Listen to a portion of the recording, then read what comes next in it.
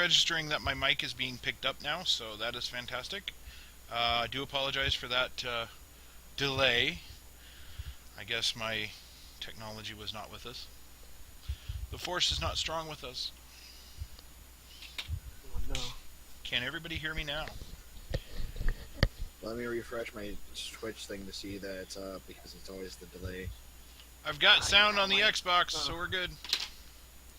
Okay, good. Can you hear all this? Because I can't hear you. I can hear you. Can you hear me? You hear Matt, you can hear probably both. Yeah.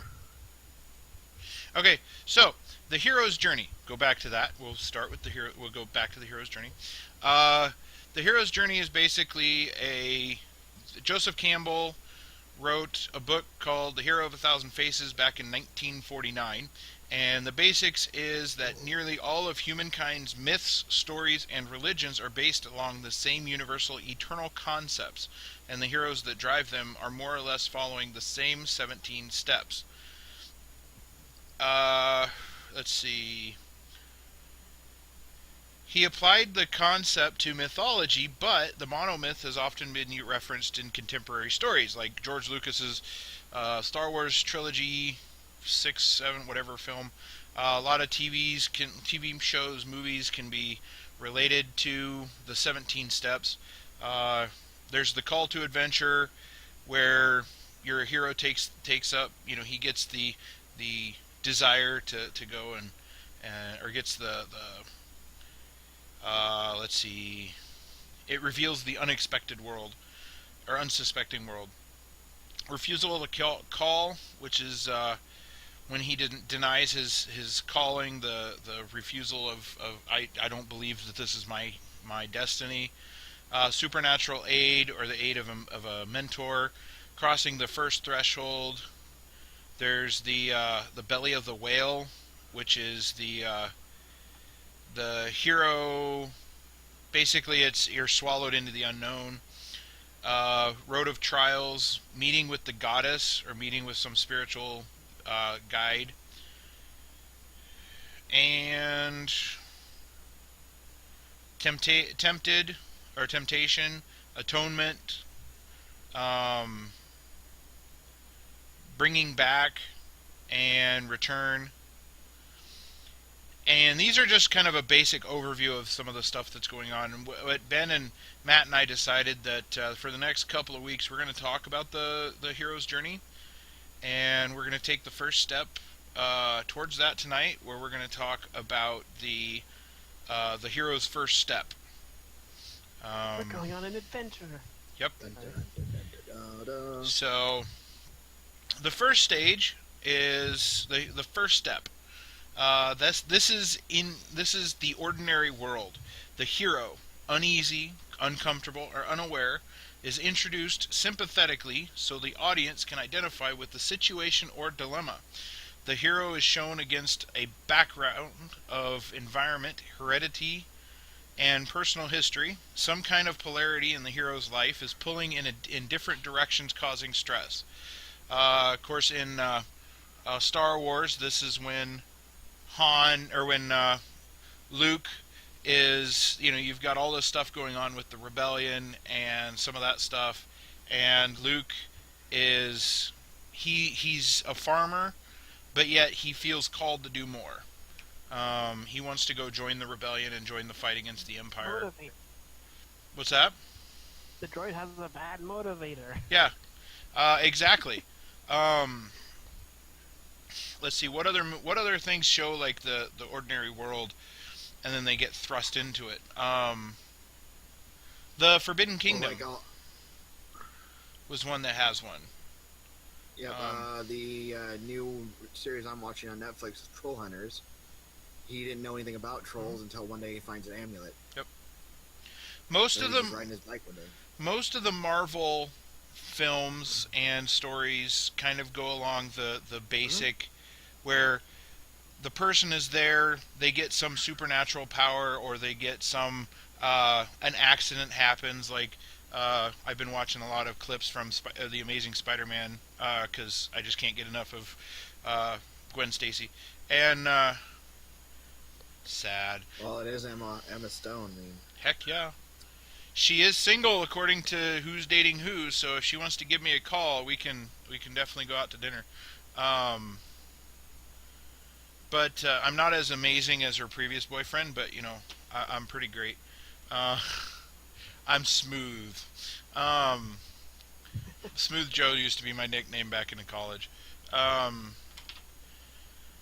let's see I was gonna say a lot of movies anyway start with the ordinary world. Mhm. But there's very few of them that actually like deviate from that.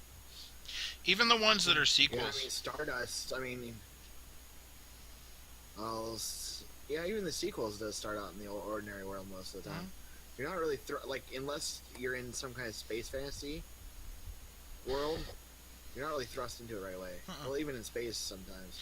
They have the I mean, little you're still build up. thrust into space, and that's kind of new.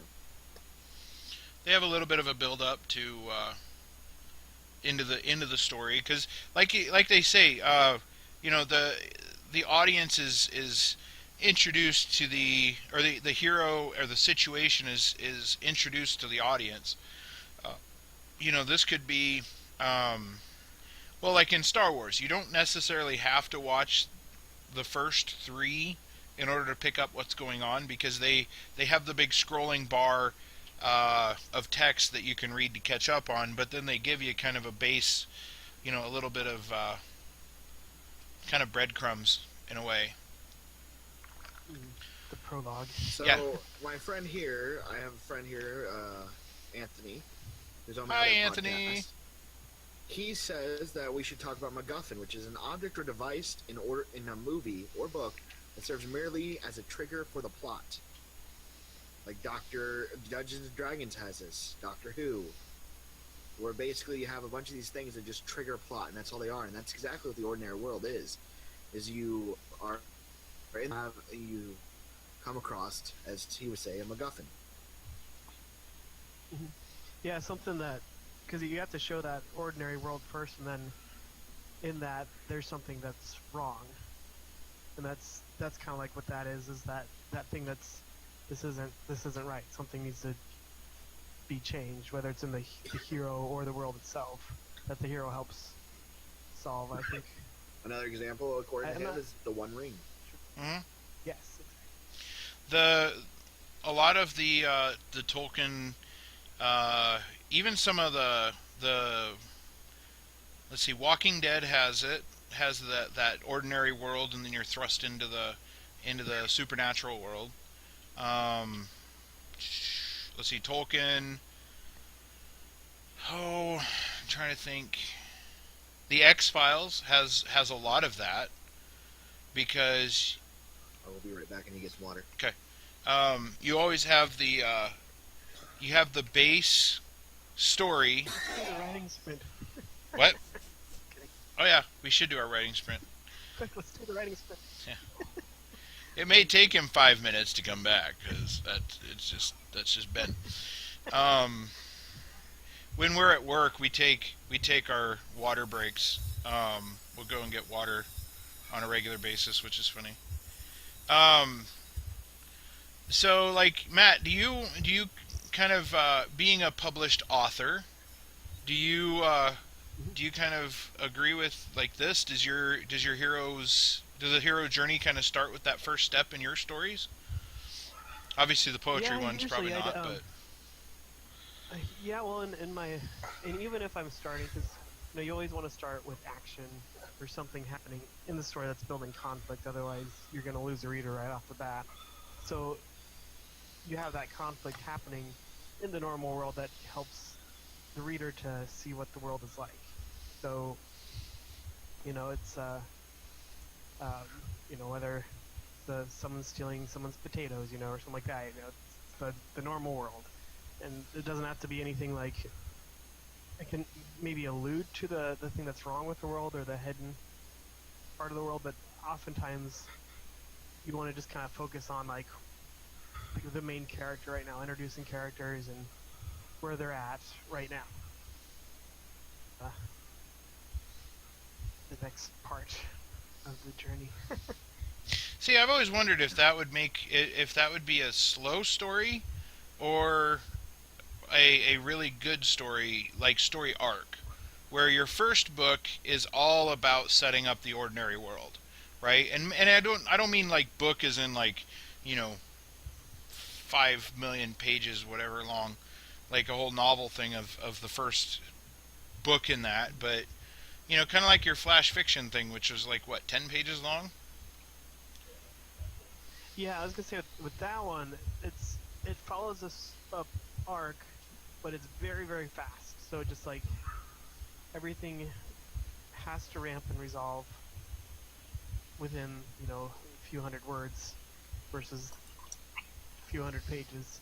So you have to like a lot of it's off this the page basically. So like the normal world and everything that's established there different. 'Cause you can't.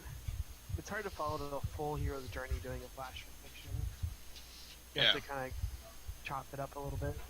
See, well, I mean, and that's the thing is like if you did a book where it's like okay, the first release is the that first initial oh that first initial first 10 pages is you release the ordinary world.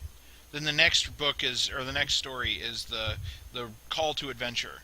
Um, I think some publishers have experimented with that as a means for them to continually produce work and keep themselves accountable. And it also, there was a blog that a friend of mine, former friend of mine, listened to or read a lot, where the author basically posted one chapter at a time, and to the blog, and it kind of it she once she got done with that story, she released the book. And up to that point, you can read the entire book online, or you can support her book. She publishes it for $5-10 or whatever, and I don't know. What are your thoughts, Ben? I'm kind of like out of it. So I'm going to tell you a little story right now. So I'm having some indigestion. Took some meds before, and I told Matt I was going to do that. So then I started coughing. I just needed some water. Okay. So I go over to my bar, which it's a wet bar, so it's a sink. Okay, I had to run the water for a while because it needs to run for a while because otherwise it'll be gross. I go up there, I grab a cup, I fill it up, I start drinking it. Don't even think about it. Because I have some cups over there. They're superhero cups. Just kind of like, your average day, cool for decoration kind of cups. Well, I started drinking, and then I looked down, bunch of hair in it. It was gross. Ugh. So I had to go back, rinse out my cup several times, rinse out my mouth a couple times. And now I'm good. Your beard is shedding. It wasn't Ben, my beard, it was you my just hair. went through a hero's journey. Yep, I was in the ordinary. You were in the Yeah, ordinary so- world. You were sitting there at your desk, minding your own business. The call to adventure was your body was saying, "Hey, I'm thirsty. I'm gonna go get a drink." The refusal of the call says, "No, the Word Art Online We're in a podcast. podcast is going on. I will refuse this call." But the thirst kept getting deeper and deeper. Now you didn't meet with a mentor because, well, not really needing. Crossing the threshold from when you said, "Hey, hold on, guys, I'll be right back." So then you get up, you go, you're tested, right? You have to pick a good cup. You chose wrong. I clearly The approach, the hero and his newfound allies, they prepare for the major challenge in the world. So you have to activate the test, which is the water. Let's see. I then drink it and fail, and I get the refusal Yeah. of the call again, where I'm like, oh, gross. But the road back, you're heading back, to your ordinary world. You come back to the podcast. You realize that you made a mistake.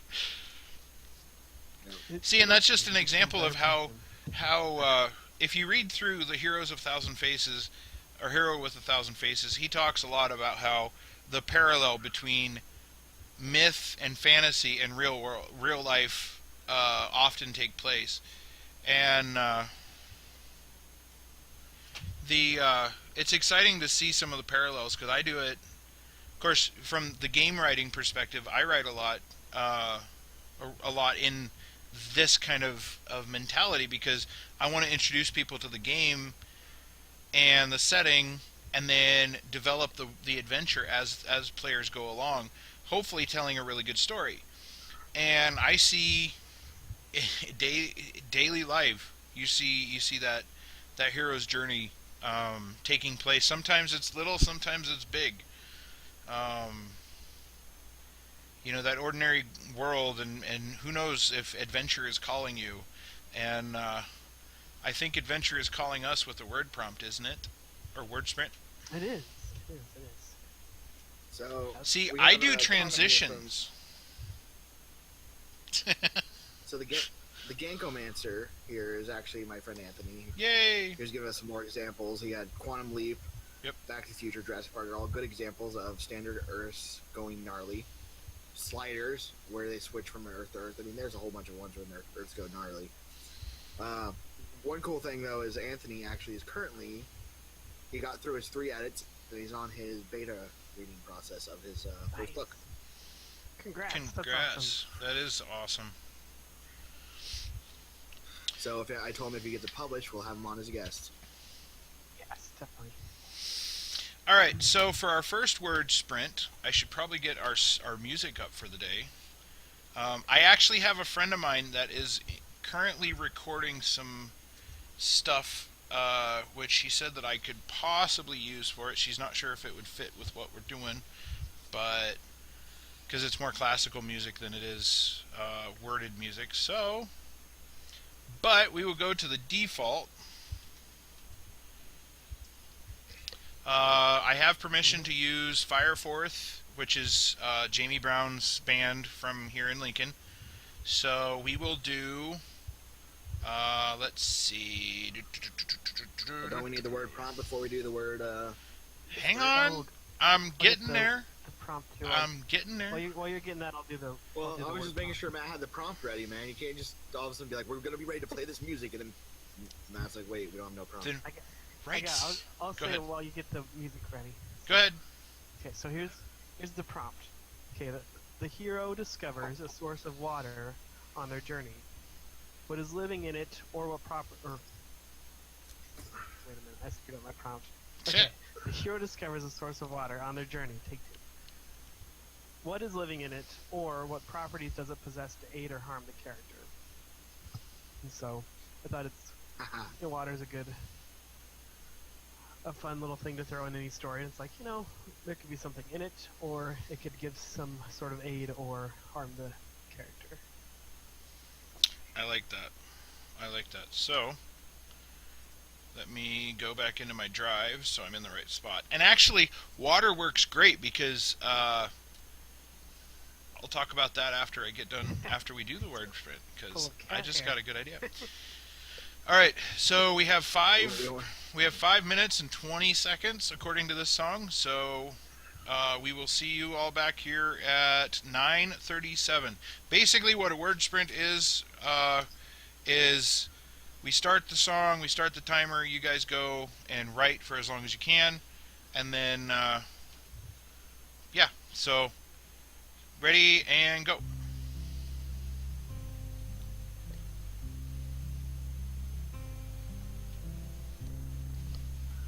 Dun, dun, dun.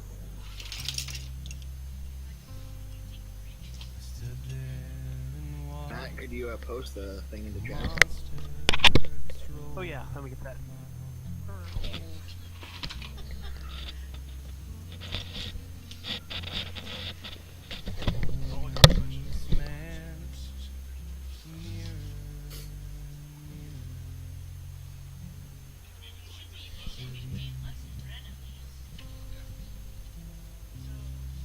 Because if it would be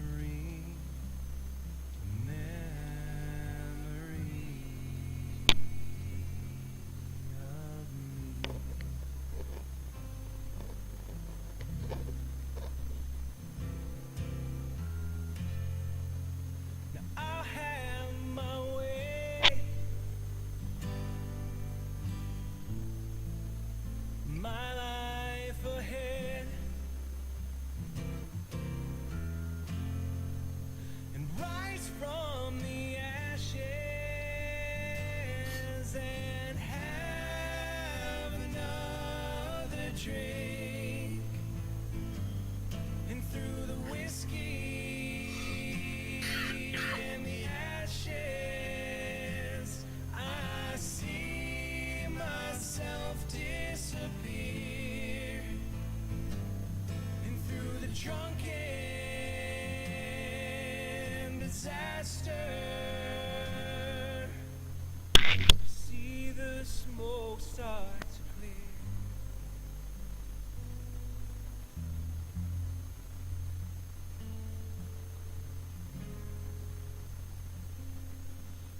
Stood there and watched the monster destroy my home.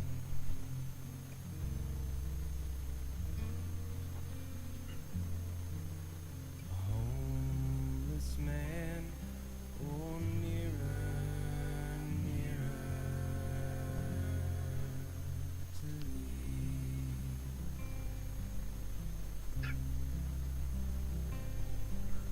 I stood there and watched red and yellow have its way.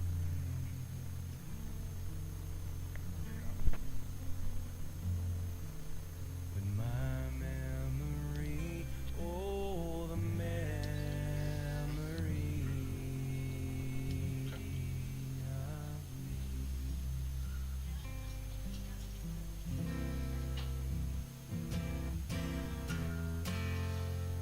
now I'll have my way,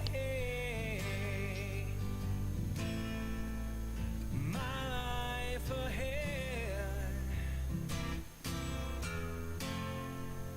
and rise from the ashes and have another drink, and through the whiskey and the ashes, I see myself disappear, and through the drunken disaster, I see the smoke start to clear. Whoa, nearer, nearer to thee. Whoa, nearer, nearer to thee.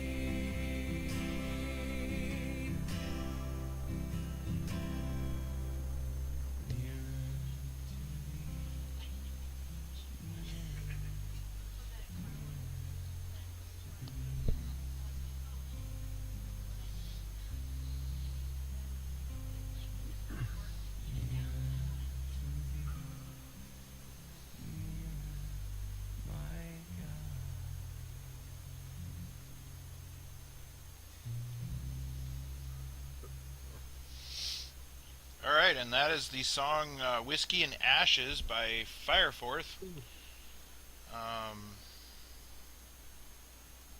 They are a local Lincoln band, really good band. I know the whole band, so that's kind of cool. So, how did we do, guys? What was our word count? 97. I got I'd 2. have to go get a word counter. You got 2. Well, Word. I'm working on some other projects that kind of take precedence over this. So, Well, that works. we have a Obviously. we actually have an audience. If we move the camera over, you can see our audience, which is there, which is Brooke, and then Blair. So we have a studio audience. Granted, Blair's here every week, so He's You our- need to have him applause. I got 163. 163. Dang. Nice. He's our biggest fan. He's here every week. And And I the got Ganko 102. Man's Nice. one of- I'm posting what I wrote because I wrote it in chat, but even though there's a lot of misspellings. The problem is if I have the volume on the Xbox done, on, it'll echo. So basically, what I made mine was a story. Basically, a guy comes in. He comes into the desert and he starts drinking the water. The water starts de-aging him, but at the same time, it also makes him more thirsty. So he just keeps drinking. He can't stop himself until he turns into a baby. Then a caravan picks him up, and the caravan happens to be his greatest enemies, and they come to raise him. Like, he has all the memories. He never lost the memories. He just turned into a baby. So he's being re-raised by his greatest enemy. So how will that change him? I like that. Yes. That was really The good. Necromancer just said, Guy finds a spring water elemental, kills him. Mine was kind of similar, actually. I had a sentient water that he found. I didn't get too much to where it actually came alive, but it was talking to him. He's like, what's happening? Well, I guess mine was sentient in a way because it was hypnotizing him to continue, never stop. Yeah. Until he was unable. So. See, I had in my head, like right before we started, I had the idea. One of the things about Elfwood is fresh water is a very, very big commodity, right? Because the scalding sea can't be drank. For those that are unaware, the Elfwood, the scalding sea, is basically like swimming in battery acid. So it's not healthy to drink. It erodes ships pretty quick, and so the idea that I had in my head was kind of a gold rush type thing, where you'd have the party set out and they go and try to find a fresh well pops up, and then it's basically the first run to it to try to get the water out of it. So that's exciting. Guys, do we want to go into the next step of the hero's journey, or do we want to talk more about the ordinary world? Well, I thought we were gonna maybe create a story, but hold on, I need to redo my water because of cat. More cat fur. You got a fur ball.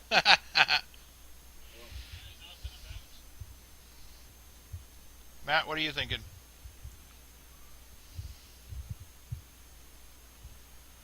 Matt?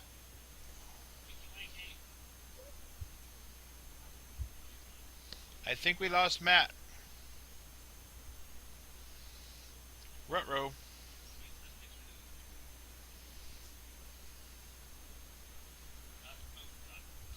Matt, I think we lost you.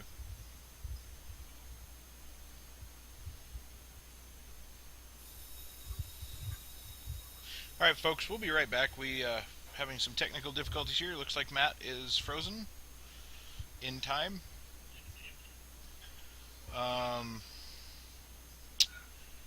So, Hero's Journey, let's see, what are some other starts for Hero's Journey stepping out?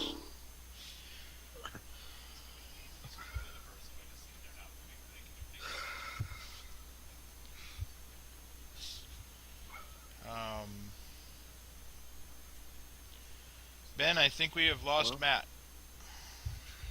We might have, but Anthony likes this show. So. Yeah. Yay. Okay, so the ordinary world where we could start, it depends on what. First, you have to define a time. You have to define a planet. You have to define a lot of different things. So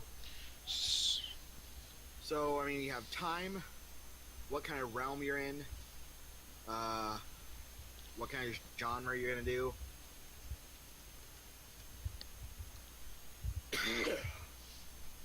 My favorite kind is urban. What do you like to write, Joe? RPGs. For genre... RPG for what time period? Would you do it for Middle Earth? Honestly, I'm kind of leaning towards doing more...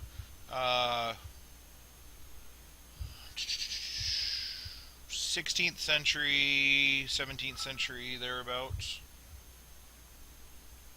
Internet issues is going to be right back. Yep, that's what I just got that message too. So Matt is having technical difficulties right now, so we'll continue this journey. So okay, What setting did you say, Ben?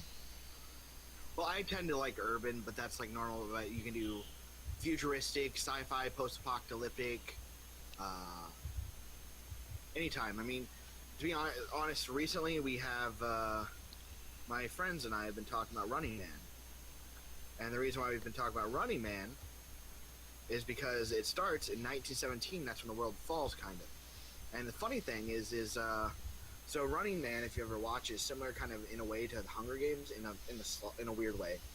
But the Hunger Games are starting up in Russia right now. Like actually, like literally, people are going to be on these reality TV shows that are anything goes. So it's like weird how that's actually like starting to actually happen with the Running Man. But it's kind of a like in Running Man, it's the world gets divided into sector and post-military sectors. People who have been arrested will come on to play this game where they can either get freed or die, and they play against a bunch of gladiator like people. Okay, I'm back. Yay! Yep, he's back. Suicidal Yeah. squirrels. Okay. I'm excited to see what they do with the Hunger Games thing in real life, because that does sound very, very interesting.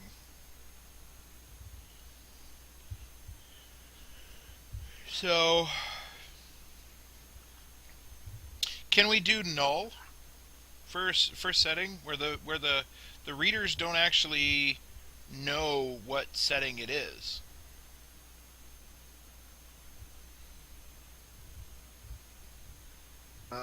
You could. I mean, you could try to start with a null of some sort. Like where there's that you have maybe you have like 4 or 5 guys sitting in a room, and it's dark outside. Oh. Well, 2017, not 1970. Yeah, that's not wrong here. The ultimate escape room. You don't know where you've been. Their quote is saying everything goes, rape, murder, whatever. With a $1.65 million prize, as Anthony's saying. This is for Russia. Russia's where this is happening. I'll do it. I just posted a link for Anthony there because that's our previous shows if he wants to check those out. I'll do it. I'll sign up for it. Let's do it. Yeah. So, I think I kind of caught on with what you talked about, like having where the setting's starting at then, or Yeah, so I mean, with settings, you have to do what year, what kind of genre. I mean, you have to do a lot of different things to just start your ordinary world alone. well, I do. I mean, you could do an unknown.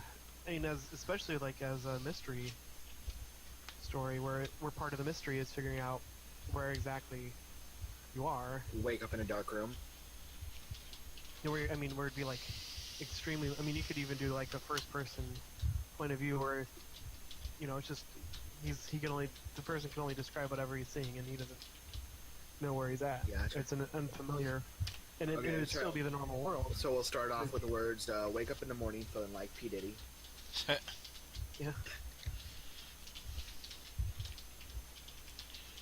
You could have one character be like, "Where the heck? When or what is that blast noise?" You could. I mean, you could wake up. There's several ways to start this ordinary world, but basically, you have to define the world that he's in currently. Because you can't just say. I mean, it could be it could be a literal ordinary world, or it could be an ordinary world to him. Like Luke Skywalker was not in our ordinary world by any means. Well, I think too, like we could maybe, and I think like one of the greatest movies that does that is Cube, where they just wake up and they're in this. Yeah, And they have no idea. It just is a different color. Buried. Buried I'll do is a the good same one. thing. Entire time Ryan Reynolds is in the box. And at the same time too, like us as the audience, we don't know where they're at either. It's just like, oh, there's these people in this room. Okay. Well, and it's So, like yeah. uh, you could the movie. do that. I'm trying to think. The movie. Bambi. No. Joe Young. King Kong. There was a movie that's out there where throughout the entire movie they never actually mention which time period they're in. But the only way to really identify what time period they're in are by the cars. I mean, that's a common identifier. Because if you have like, old woody station wagons running around and those old beaters of cars, then it could be 80s, it could be 90s. And then if you have paved roads with no cars, you don't know anything. Right. I'm sorry about that, folks. It's been a long day. I would say there's actually this. I was actually reading about this abandoned Wizard of Oz theme park. That's like the stuff of nightmares. Oh, Just interesting. like all like sit back and I like actually like that. whatever Let's year they start in go an to. abandoned theme park. That way, we wouldn't even it wouldn't matter what time or area you're in. You don't even know. You don't know It's because A, it's been abandoned. You don't know how long it's been abandoned, and technically, you only know the realm of. You're thinking you're in Wizard of Oz land, and you don't actually know what time it is. Cars, clothing, shoes, hair, those are all good things to look at too. yeah, yeah. I like the theme park though, because then it's just like you wake up and it's like some like it could be like a steampunk theme park or a futuristic theme park or whatever. They wake up like, Tomorrowland. we're in the future. Do it in Tomorrowland, Disney's Tomorrowland. What would it look Yes. like? What would it look like if you flashed forward, say, 1,000 years, where somebody was walking into Disney World?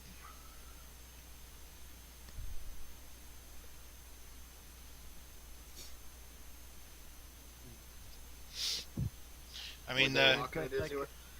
When I flash forward 1,000 years, I'm thinking Wall-E. Wall-E, yeah. Well, maybe we're not exactly ready for Wall-E though, but Because, like, if you the It Shannara depends on if Chronicles. there's apocalypse. Well, yeah, the Shannara Chronicles, they do a really good job as far as portraying technology in a with a fantasy twist. One of the episodes, the main characters fall into it's a high school, right? And they fall in. It looked like it was set up for prom. Now we, as the viewers, understand that this is prom, that it's a celebration.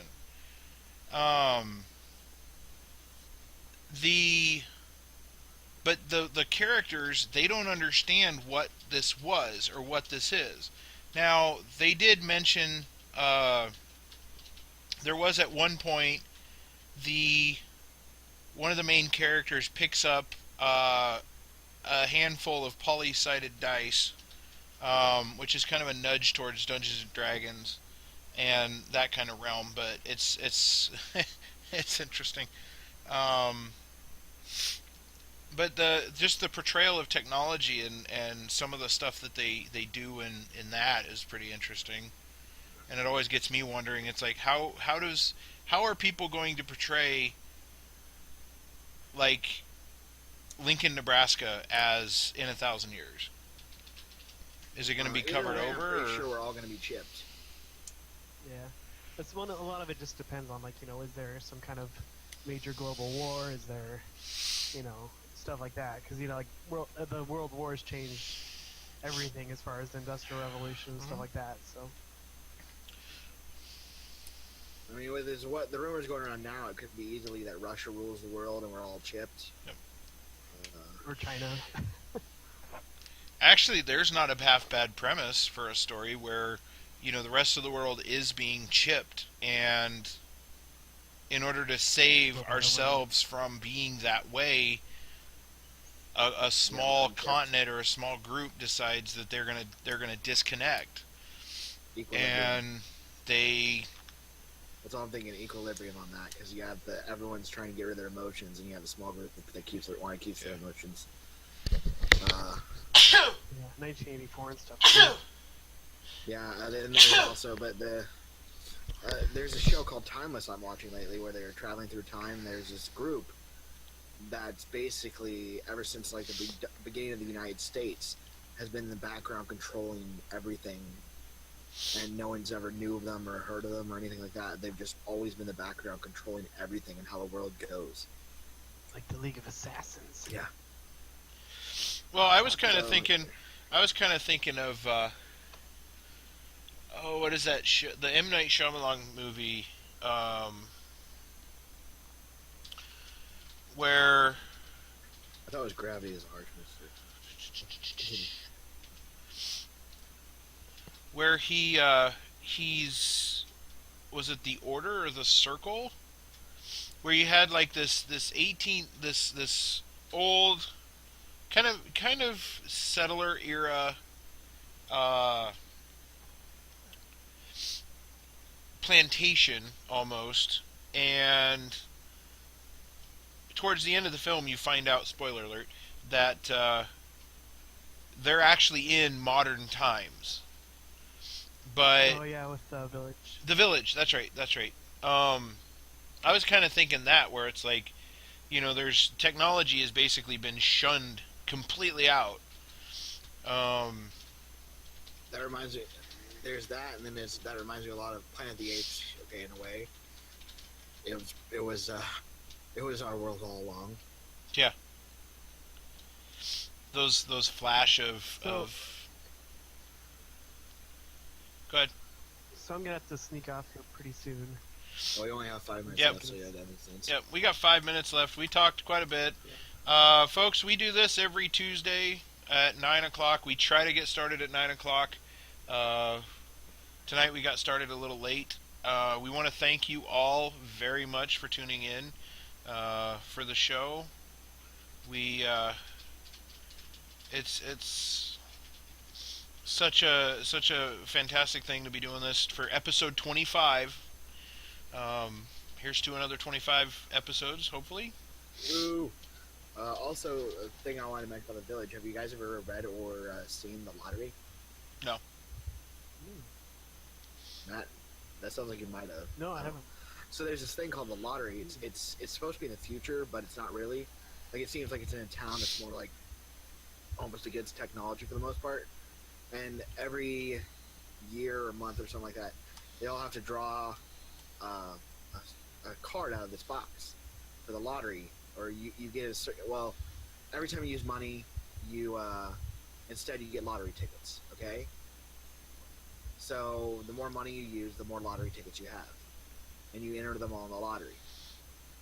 Well, at the end, everyone has to draw for the lottery, and if you have a black dot, the whole town gets to stone you to death. Oh, nice. Hmm. Maybe I know I've at least heard of that.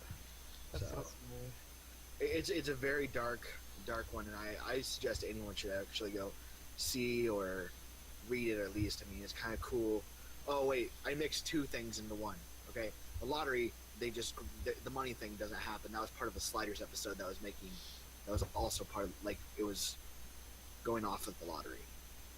Okay. But the main preference was everyone would draw out, and there was this like new guy in town, didn't know what was going on, and he's trying to stop it. It was a really good. I suggest anyone should just kind of check out The Lottery. It's just kind of cool. I mean, granted, I just kind of gave away that they get stoned to death, but Yeah. it's It's still worth it. just like it's also worth it to read. There's a short story called what is it?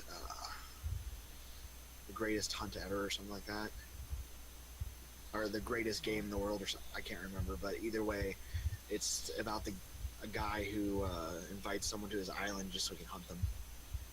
He's always wanted to. The Greatest Prey, I think, maybe. There's some really good books written. I think they were made like, I don't know, in the 1900s that were just kind of crazy like that. All right, folks. Oh, I it was think quarterly every 3 months. So Anthony. definitely we want to thank Anthony and the rest of our listeners for listening in. You can you can re-watch this on YouTube as soon as it gets uploaded on our YouTube site. Ben will tweet that out probably tomorrow morning. I know you normally tweet that out. I just normally post on the site. Well, that too. So, we really want to see where this year goes as far as the hero's journey of Word Art Online. as we go from trying to inspire. What? Anthony, we went to the same school. Of course, I know what it was. Yeah, Um, that makes sense. But we really, I'm eager to see what this year brings. Things are already changing and looking up. And February 23rd, we're gonna have a massive party. So I don't know if we're gonna do a special Diablo night or something. We're gonna have a big party, Diablo. probably because that's Ooh, all we that's can much fun. afford. I'll tell you. Yeah, When, coming this weekend. I'll tell you for when all we hang Diablo up. Fans, season That's a Thursday. yeah, it's a Thursday. Yes, we got. We'll probably be casting game time. Maybe that We weekend. can never figure out how to do game time on here. Yeah. But if you guys if you like the show, please tweet it out. Please share it with your friends. Get everybody here. Eventually, we'll have a Patreon set up so you guys can support the show financially, because that'd be kind of cool.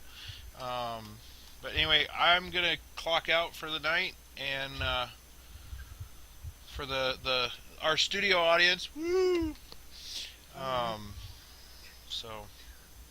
And our live audience. Yep. Peace out. Bye.